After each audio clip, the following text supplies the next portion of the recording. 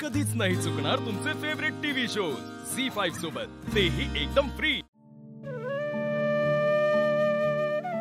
अर्जुन, आजचा दिवसच संपत नव्हता माहितीये का? रोज कामावर असते ना मी, पण आज सुट्टी। काय करावं काहीच कळत नव्हतं दिवसभर। आराम झाला का पण? त्यासाठीच तुला थँक्यू म्हणायचं होतं। थँक्यू का? अर्जुन, खरंच थँक्यू। कामात असले की मला काहीच दुसरं सुचत नाही रे। काम आहे की काम, सगळं विसरून मी फक्त काम करते। आधी अभ्यासाचं तसं होतं, आता कामाचं आहे। आणि आधी बापू होते, आता तू आहेस। पण मला आज जाणवलं, म्हणजे मी स्वतःची काळजी घेत होते खरी, मला खरंच आरामाची गरज होती।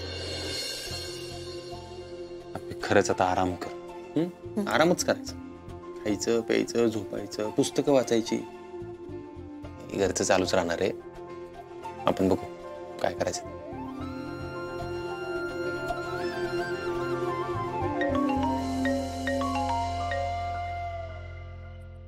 बोल चिंचुके। अहो, साताऱ्यात दंगल झाली, आत्ताच्या आत्ता आपल्याला बंदोबस्ताला बोलवले। मी आलोच। अप्पे गायतोंडे, हे बघा, तुम्ही अजिबात काळजी करू नका, मी पोहोचतेय। अर्जुन, साताऱ्यात दंगल झाली, चल। अप्पे तू कुठंच जायचं नाहीस।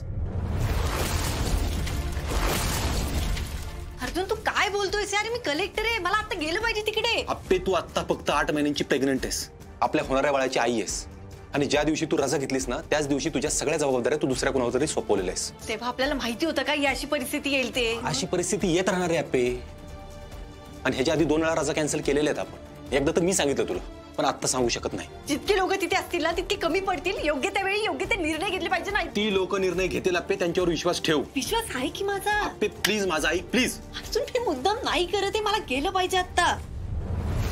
बरं ठीक आहे, मला गायतोंडेंना एकदा फोन करून अभ्यास तर बघू दे। काय होणार त्यांनी? अर्जुन, मला कळेल तिकडे काय चाललंय। स्वतःकडे बघ अप्पे, विचार कर जरा स्वतःचा बाळाचा।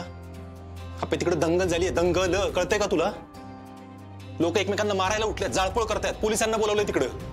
दंगल म्हणजे काय कळतं तुला? अर्जुन, ऑफिसला जाऊया ना आपण। कसं जाणार ऑफिसला? रस्त्याने जायला लागेल ना, लोक जाऊन देतील। काहीच की माझ्या सोबत।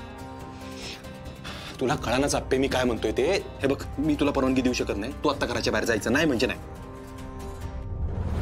अप्पे मला वचन दे, पोटावर हात ठेवून वचन दे, तू फक्त बाळाच्या आणि स्वतःच्या सुरक्षेचा विचार करशील, बस विषय संपला। मी नाही जाते बाहेर। अप्पे पोटावर हात ठेवून वचन दे। मी वचन देते, मी बाळाला काही नाही होऊ दे।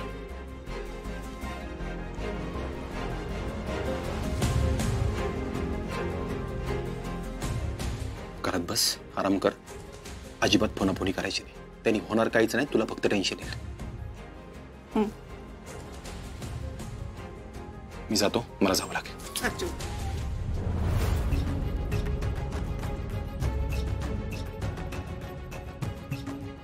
अर्जुन, तू स्वतःची काळजी घे, मी आणि बाळ तुझी वाट बघतो।